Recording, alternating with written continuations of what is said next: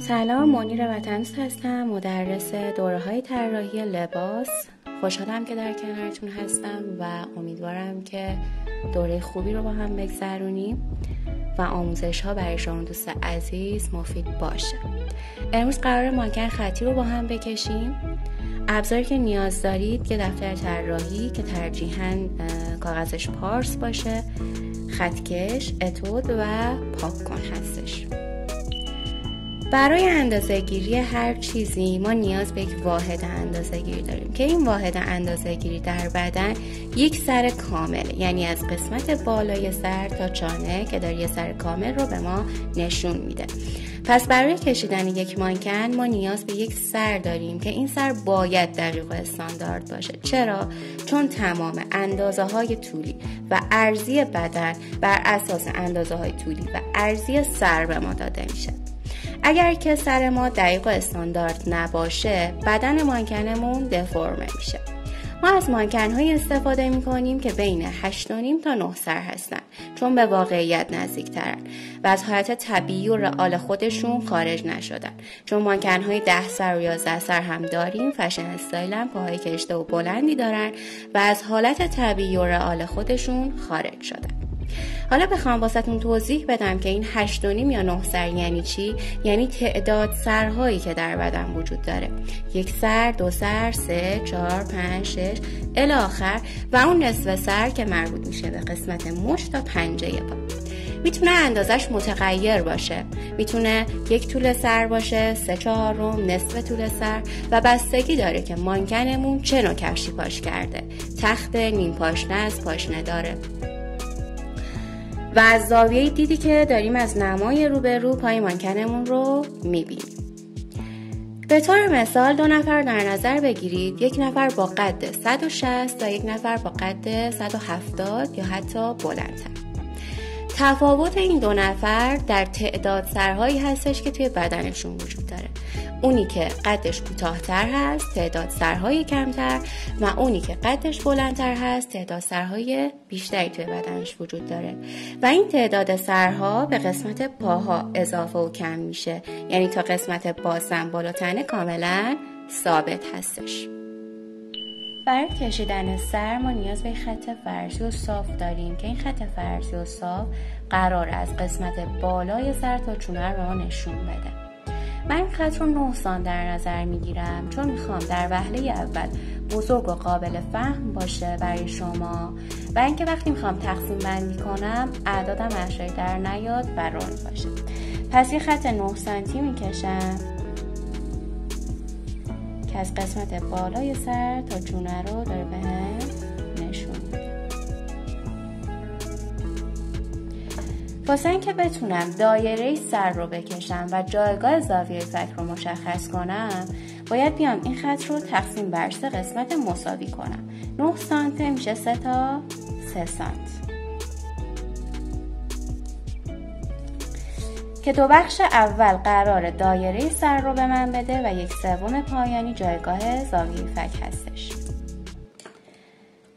اولین 1/3 رو مرکز دایره قرار میدم و این قسمت رو شعاع دایره که با در نظر گرفتن اندازه شعاع دایره 3 سانته میام از مرکز دایره 3 سانت سمت راست و 3 سانت سمت چپ علامت میزنم. اگر توی کشیدن دایره مشکل دارم حالت ضبطیش رو هم علامت میزنم.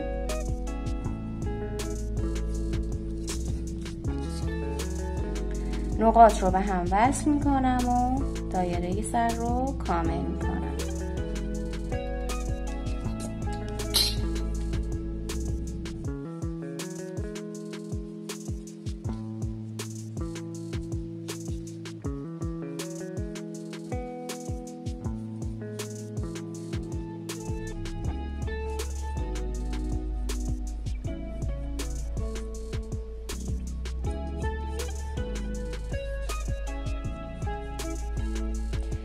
واسه اینکه بتونم خط زاویه فکم رو بکشم گفتیم 1/3 پایانی جایگاه زاویه فک هستش. من باید بیام این 1/3 پایانی رو تقسیم بر 3 قسمت مساوی کنم. 3 سانته میشه 3 تا 1 سانت. و از اولین 1/3 یه خط صاف بکشم و به اندازه شعاع دایرم که 3 سانت بود بیام به طرفین علامت بزنم. 3 سانت سمت راست و 3 سانت سمت چپ و خطش رو بکشم و کاملش کنم. از کنارهای دایره سر عمود میکنم بر این خط که زاویه فک بود.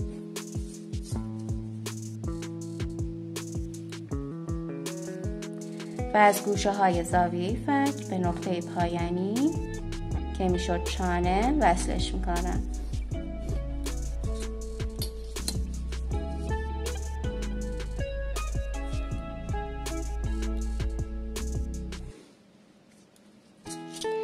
این شد شکل و فرم ساده شده سر در حالت خطی. ما برای کشیدن مانکن گفتیم هم به اندازه های عرضی سر هم به اندازه های طولی سر نیاز داریم، درسته؟ خط طولی رو داریم، خط عرضی رو نداریم. برای کشیدن خط عرضی ما باید بیایم خط طولی رو تقسیم بر 2 قسمت مساوی کنیم. 9 سانته نصفش میشه 4.5 و خط عرضی سر رو میکشم و کاملش میکنم.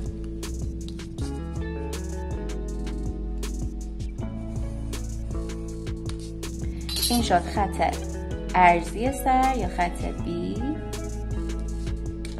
و اینم شد خط A یا خط طولی.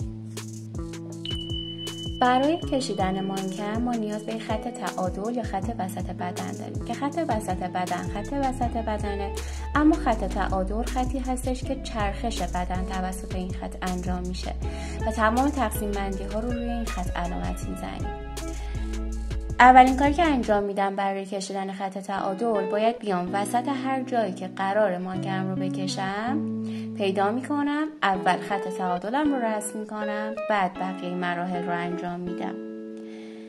وسط کاغذم رو پیدا کردم، خط تعادلم رو میکشم که خط عمودی و صاف هستش که از ابتدا و انتهای کاغذم رو در بر میگیره. قبل از اینکه بخوام تقسیم بندی ها رو روی این خط انجام بدم باید بیام یک فضای تنفس برای مانکن در نظر بگیرم که مانکنم به ابتدا و انتهای صفحه نچسبه. پس 1.5 سانت از قسمت بالا روی خط تعادلم فضای تنفسم رو در نظر میگیرم. حالا باید بیام تقسیم بندی هام رو انجام بدم، یعنی 8.5 یا 9 سر علامت بزنم. حالا به چه اندازه‌ای؟ برای این سایز مانکن من باید اندازه سر رو 3 سانت در نظر بگیرم. پس من باید 8.5 یا 9 سر و اندازه 3 سانت روی این خط علامت بزنم. 1 سر، 2 سر، 3، 4، 5، 6، 7، 8 و اون نصف سر که مربوط میشد به قسمت مچ تا پنجه پا. اینجا مانکن ما پاشنه‌ای نداره، پس همون نصف رو در نظر میگیرم. 3 سانته نصفش میشه 1.5. حالا میخوایم ببینیم این تقسیم بندی هایی که انجام دادیم شامل چه بخش هایی از بدن میشن. قسمت بالای سر تا چانه، چانه تا سینه، سینه تا کمر، کمر تا باسن، وسط ران، زانو، ساق پا، مچ پا و پنجه پا. اولین بخشی که قرار کامل بشه قسمت سر هستش که ما توی ابعاد بزرگ یاد گرفتیم سر رو چطوری کامل کنیم. توی ابعاد کوچیک هم به همون روش باید کاملش کنیم. از قسمت بالای سر تا چانه رو تقسیم بر 3 قسمت مساوی میکنیم. 3 سانته میشه 3 تا 1 سانت. اولین 1/3 رو مرکز دایره قرار میدم و این قسمت رو شعاع دایره که با در نظر گرفتن اندازه شعاع دایره میام به طرفین از مرکز علامت میزنم. 1 سانت سمت راست و 1 سانت سمت چپ. حالت ضربدریش رو هم علامت میزنم اگر توی ترسیم دایره مشکل دارم.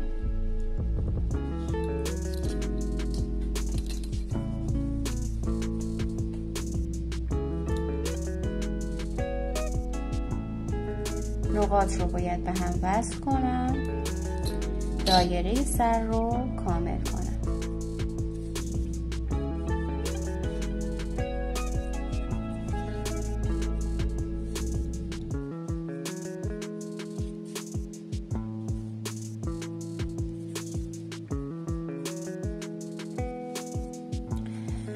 واسه اینکه بتونم خط زاویه فکم رو بکشم گفتیم 1/3 پایانی جایگاه زاویه فک هستش که من باید تقسیم بر 3 قسمت مساویش کنم. 1 سانته تقریبا میشه 3.5 میل. از اولین 1/3 یه خط صاف میکشم و اندازه شعاع دایرم به طرفین علامت میزنم. 1 سانت سمت راست، 1 سانت سمت چپ. خطش رو میکشم و کاملش میکنم. حالا از کناره های دایره سر عمود میکنم بر این خط که زاویه فک بود. از گوشه های زاویه فک به نقطه پایانی که چانه بود وصل میکنم.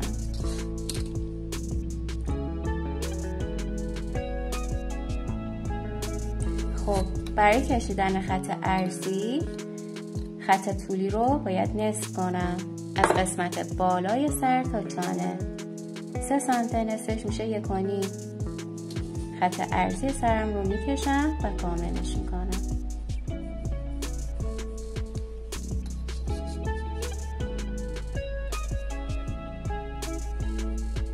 که جایگاه چشم هاست.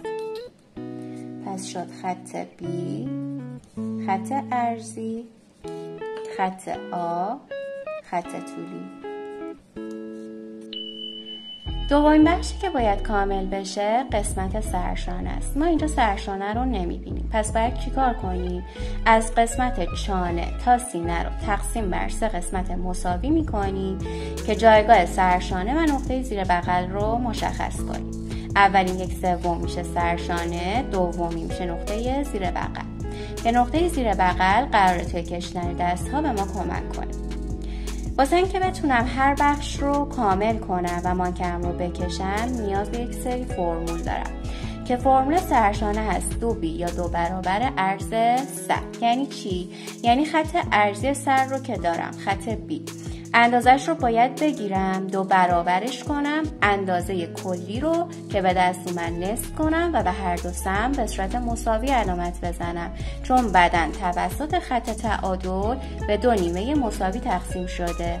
پس اندازه عرض سر رو میگیرم 2 سانت، 2 برابرش میکنم میشه 4 سانت، نصفش میکنم میشه 2 سانت، 2 سانت سمت راست، 2 سانت سمت چپ علامت میزنم و خطش رو میکشم. این شد خط سرشانه. بخش بعدی میرسیم به کمر. فرمول کمر هست 1B به اضافه 1/4 B. یعنی چی؟ یعنی یک خط عرضی سر به اضافه 1/4 خط عرضی سر. اندازه خط عرضی سر رو میگیرم 2 سانته و باز هم چون باید به هر دو سم به صورت مساوی علامت بزنم نصفش میکنم 1 سانت سمت راست و 1 سانت سمت چپ علامت میزنم و خطش رو میکشم. حالا 1/4 B یعنی چی؟ خط عرضی سر که توسط خط طولی به 2 نیمه مساوی تقسیم شده، اگر هر بخشش رو به 2 نیمه دیگه تقسیم کنم 4 قسمت رو به دست میارم که یک قسمت از این 4 قسمت میشه 1/4 B. 1 سانت، هر بخشش رو نصف میکنم میشه نیم سانت. یک قسمتش میشه 1/4 B و باز هم چون باید به هر دو سم به صورت مساوی علامت بزنم نصفش میکنم 2.5 میل سمت راست، 2.5 میل سمت چپ علامت میزنم. بخش بعدی میرسم به باسن. فرمول باسن هست 2b یا 2 برابر عرض سر یا سرشانه. خب من خط عرضی سر رو یک بار برای سرشانه 2 برابرش کردم و تقسیم بر 2 رو هم انجام دادم. پس دیگه نمیام خط عرضی سر رو دوباره تکرار کنم، 2 برابر کنم، تقسیم بر 2 کنم. اندازه عرض سرشانه رو میگیرم 4 سانته و برای باسن هم اعمالش میکنم. 2 سانت سمت راست، 2 سانت سمت چپ. خطش رو میکشم. حالا میرسیم به قسمت مچ و پنجه پا.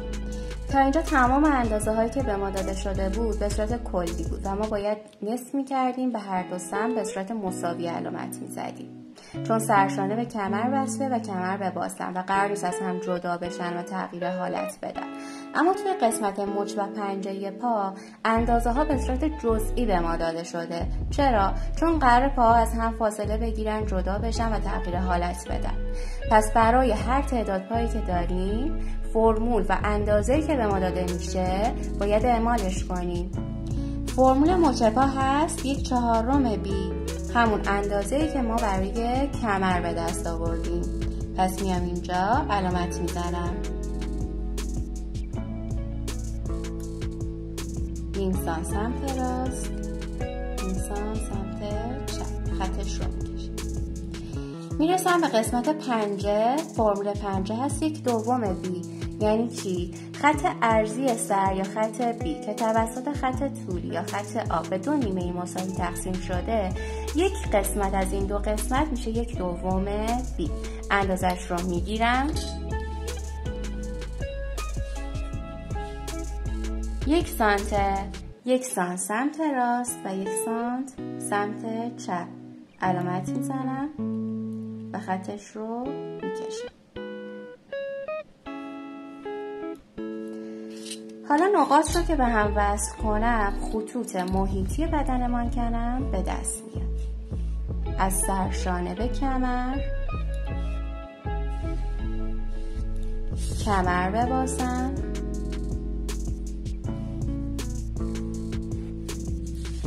باسن به مچ و مچ هم به پنجه.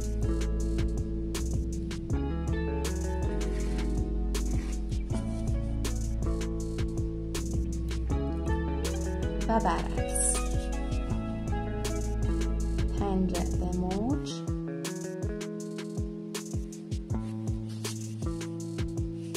مچ به باسن، باسن به کمر و کمر به سرشانه.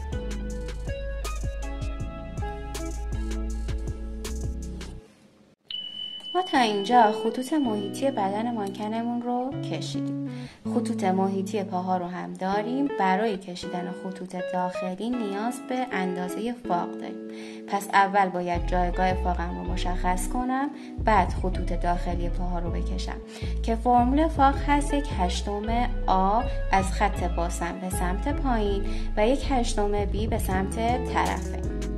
یعنی چی 1/8 آ؟ یعنی خط طولی یا خط آ رو که توسط خط عرضی یا خط بی به 2 نیمه مساوی تقسیم شده، من باید هر بخشش رو به 4 قسمت مساوی تقسیم کنم که 8 قسمت رو به دست بیارم. یک قسمت از اون 8 قسمت میشه 1/8 آ. برای 1/8 بی هم همینطور خط عرضی سر که توسط خط طولی به 2 نیمه مساوی تقسیم شده، هر بخشش رو به 4 قسمت مساوی تقسیم کنم 8 قسمت به دست میاد که یک قسمت از اون 8 قسمت میشه 1/8 بی و اندازش رو من نیاز دارم. پس اندازه 1/8 آ رو میگیرم 3.5 میله از خط باسن به سمت پایین روی خط تعادل علامت میزنم و 1/8 بی رو هم اندازه میگیرم 2.5 میله. خب من یه دونه 1/8 بی رو دارم، پس باید به صورت مساوی به هر دو سمت علامت بزنم. 1.5 میل سمت راست و 1.5 میل سمت چپ. حالا از گوشه های فاق وصل میکنم به گوشه های داخلی مچ پا و خطوط داخلی پاها رو میکشم.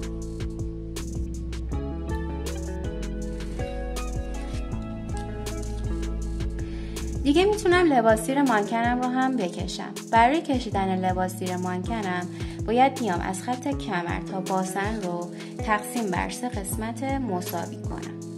3 سانته میشه 3 تا 1 سانت. از این سمت هم همینطور.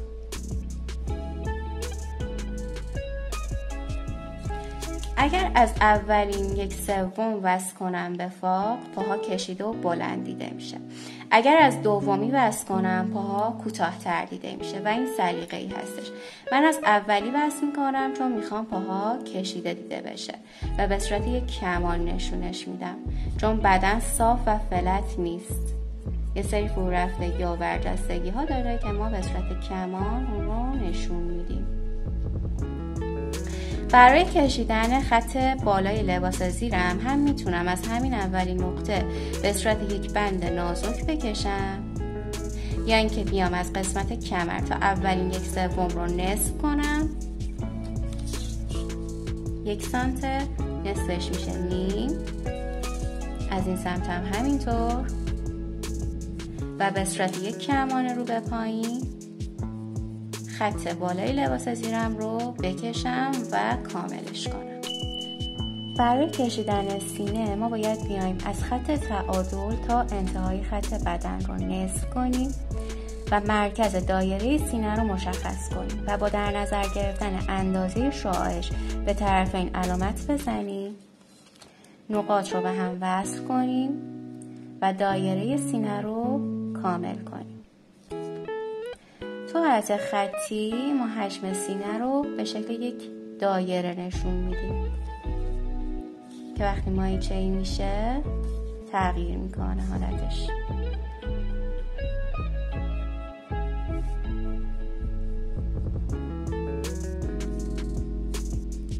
واسه اینکه بتونم جایگاه نوک سینه و نیپل رو مشخص کنم باید بیام جایگاه نافم رو اول مشخص کنم. فرمول ناف هست 1/8 آ از خط کمر به سمت پایین، همون اندازه‌ای که برای فاق در نظر گرفتیم، 3.5 میل به سمت پایین. حالا میام از جایی که نافم رو مشخص کردم یه خط اورید میکشم، وصل میکنم به سرشانه. جایی که این دوتا خط اورید و خط سینه همدیگر رو قطع میکنن میشه جایگاه نوک سینه یا نیپل. میرسیم به قسمت گردن که فرمول گردن هست 3/5 بی یا 3/5 عرض سر.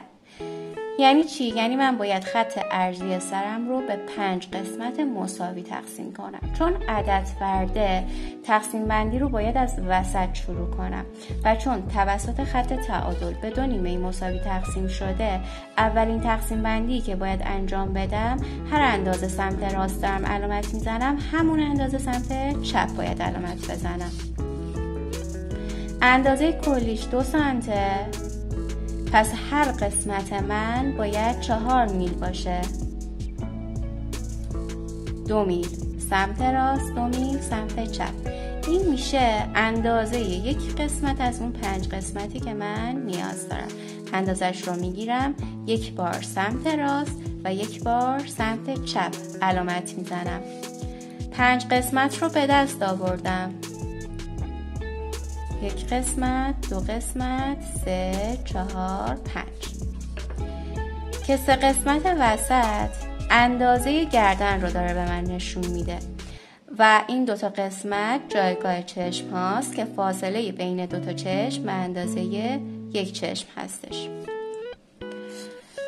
حالا باید ببینم که خط گردن رو میتونم تا کجا بیارم به سمت پایین. باید از قسمت چانه تا سرشانه رو تقسیم بر 3 قسمت مساوی کنم که 1 سانته، هر بخشش میشه 3.5 میل و تا دومین بخش میتونم خط گردنم رو به سمت پایین بیارم. اندازه این 2 بخش رو میگیرم از این سمت 6 میل، 6 میل سمت راست، 6 میل سمت چپ علامت میزنم، خطش رو میکشم. حالا از کناره های چشم به صورت خدچین میام پایین، از خط چانه رد میشم و وصل میکنم به نقطه‌ای که مشخص کردم.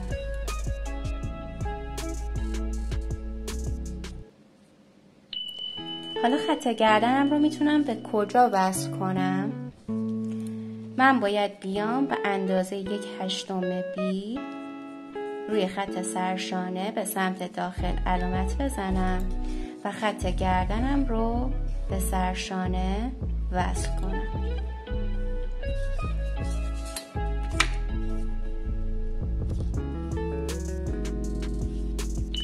آخرین بخشی که قرار کامل بشه قسمت دست هاست. ما برای کشیدن دست به اولین چیزی که احتیاج داریم دایره بازو. تمام قسمت های مفصلی شکل بدن رو ما باید به صورت یک دایره نشون بدیم، چون داره حول محور یک دایره حرکت میکنه، میچرخه. پس اولین چیزی که دست بهش احتیاج داره دایره بازو هستش.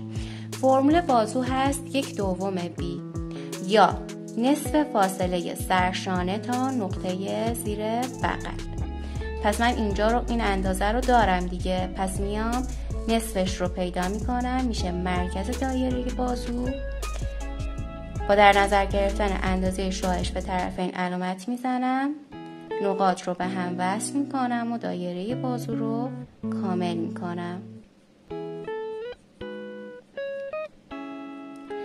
دومین بخشی که دست بهش احتیاج داره دایره آرنج هست.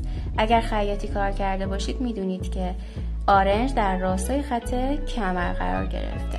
میخوام دستی رو بکشم که به بدن چسبیده، پس میام در راستای خط کمر چسبیده به بدن اندازه آرنجم رو علامت میزنم و فرمول آرنج هست 1/4 بی یا نصف اندازه بازو. نصف اندازه بازو رو که دارم، پس میام اینجا علامت میزنم، خطش رو میکشم، وسطش رو پیدا میکنم که بتونم دایره آرنجم رو کامل کنم.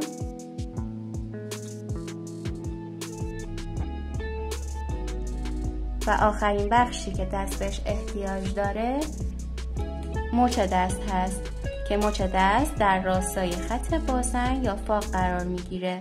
اگر فاق رو اومده باشید پایین در راستای فاق، اگر نیومده باشید پایین در راستای خط باسن. اینجا ما فاق رو اومدیم پایین، پس در راستای خط فاق قرار میگیره.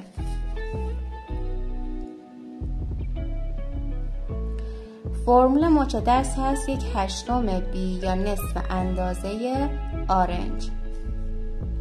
خب نصف اندازه آرنجم رو دارم، علامت میزنم، وسطش رو پیدا میکنم، میشه مرکز مچ دستم، به طرفین علامت میزنم، دایره مچ دستم رو کامل میکنم. نقاط مرکزی رو به هم وصل میکنم که میشه خط وسط دستم، خط عمودش رو حتما داخل دایره بازو علامت میزنم، خط کشم رو کنار خط وسط دست قرار میدم و خط عمودش رو داخل دایره علامت میزنم که خطوط محیطی و بیرونی قرار به خط عمود وصل شن. میکشم و کاملش میکنم. خطوط داخلی همچون رفته داخل بدن به صورت خدچین نشونش میدم.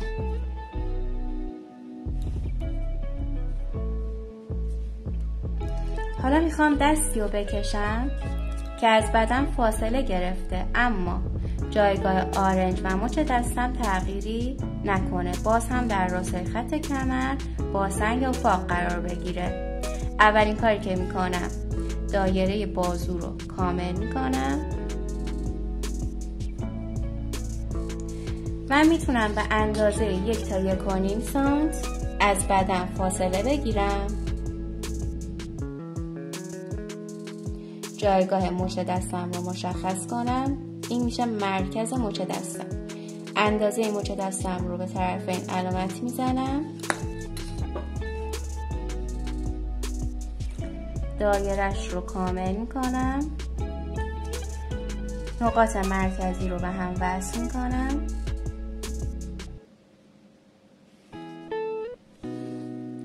خط عمودش رو داخل دایره بازو علامت میزنم و خطوط بیرونی رو به خط عمود وصل میکنم.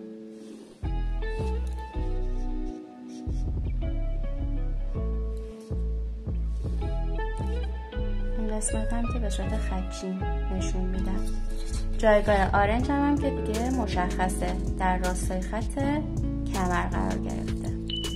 میرسیم به دست که طول دست میتونه یک طول سر کامل در نظر گرفته بشه، 3/4 یا نصف طول سر و بستگی داره که دست در چه حالتی قرار گرفته، بازه، نیمه بازه یا بسته است. اما به صورت اغراق شده ما توی حالت خطی یک طول سر کامل در نظر میگیریم. پس میام اندازه طول سر رو میگیرم 3 سانته، خط کشم رو قرار میدم و از مرکز مچ دستم یه خط صاف و اندازه‌ای که گرفتم علامت میزنم. نصف طول دست جایگاه عرض دست هست. پس من باید طول دستم رو نصف کنم، 3 سانت میشه 1.5 سانت و اندازه عرض دست نصف عرض سر هستش.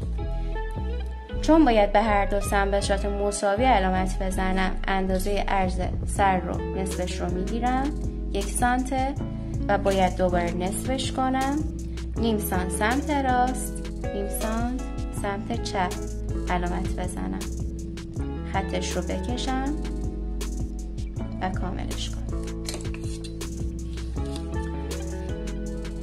تو حالت خطی شکل و فرم ساده شده دست به صورت لوزیه. نقاط رو به هم وصل میکنم، دستم رو کامل میکنم به صورت یک لوزی.